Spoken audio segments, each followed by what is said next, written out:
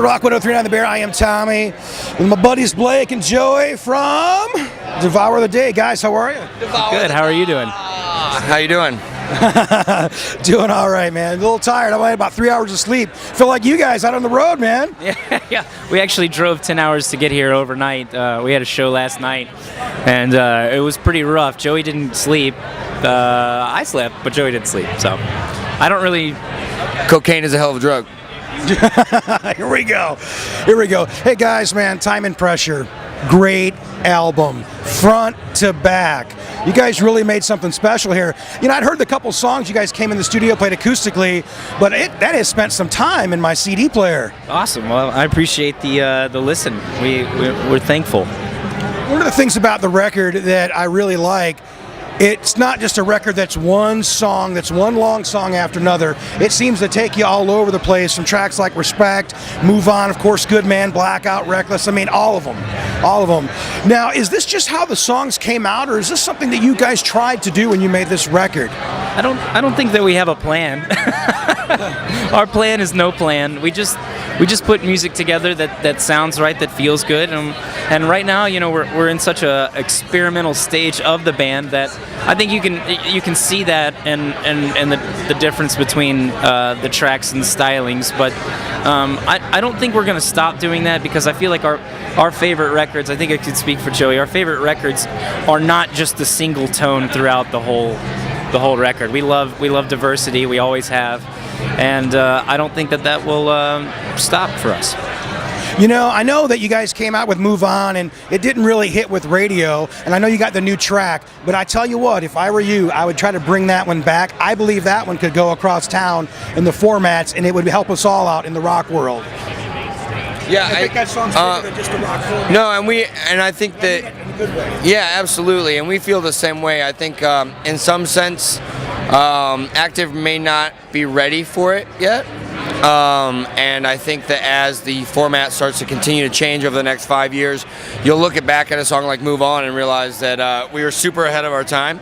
But realistically, I think that what we came out of that experience more than anything was that our friends at radio and the people who support us will do that regardless of the rules that are kind of placed on them, which feels very similar to us. So we feel like, you know, a contraband of breaking the rules, and that's a lot of the reason why we came back with the song Respect, is that not only does it tell a story of what actually happened with Egypt Central, but it's also a song that is easy for rock fans to connect to, and they digest it really well, and they've really loved it. And so for Blake and I, the fact that Move On even hit the radio and went to 20, I mean, that was a huge success for us, in the mindset that we are going to push things that other people would not do, and that was what's a big deal. I think we like the idea that we showed to our listeners that we're going to take risks, and we're going to continue to do that. And you know, it's just because it's in our nature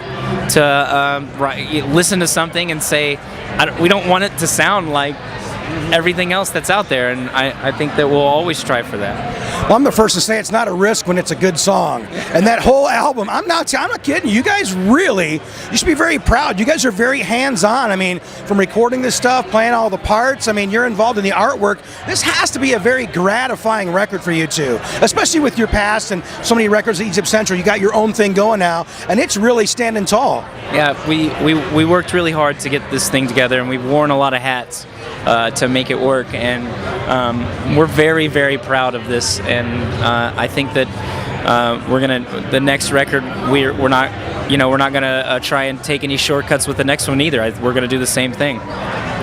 Well, you guys are doing so well. People are starting to notice the songwriting, and you guys got to do some stuff with Gus G from Ozzy.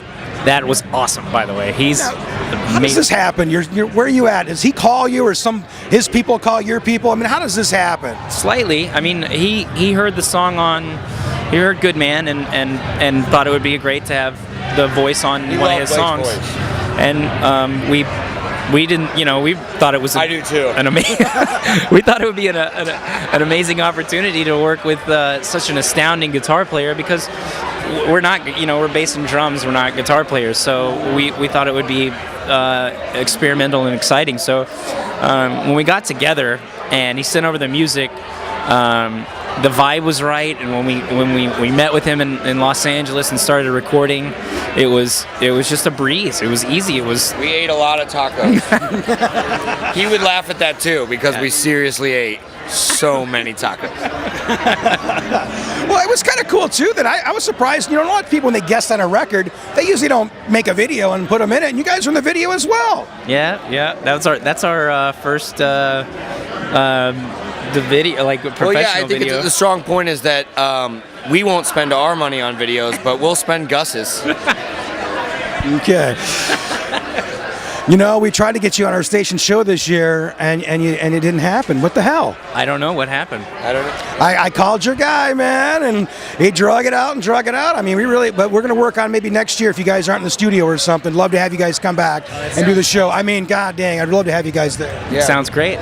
I believe we're in South Bend on Monday, aren't we? Yes. Yeah. So we'll be close soon, right? We'll take it. I'm going to come out and check it out as well. I'm going to be just as tired as you guys too, man.